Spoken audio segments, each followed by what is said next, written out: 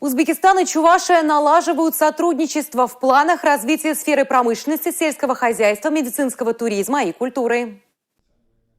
Потенциал для сотрудничества огромный. Чувашия – лидер в России по производству хмеля и лука-севка.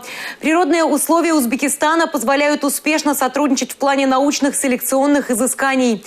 В 2024 году в Батыревском округе планируется открытие индустриального парка, в котором создадут центр по производству халяльной продукции. Она может выйти на экспорт. Чувашия также рассматривает сотрудничество в сфере производства сантехнических изделий. В Узбекистане есть залежи глины и есть перспективы ее разработки совместно с предприятиями Чувашской республики. Сферу туризма обсуждали по наращиванию туристического потока и в Республику Узбекистан, и в Чувашскую республику. Также мы со своей стороны поблагодарили главу Чувашской республики за оказанное содействие проведения референдума по Конституции Республики Узбекистан.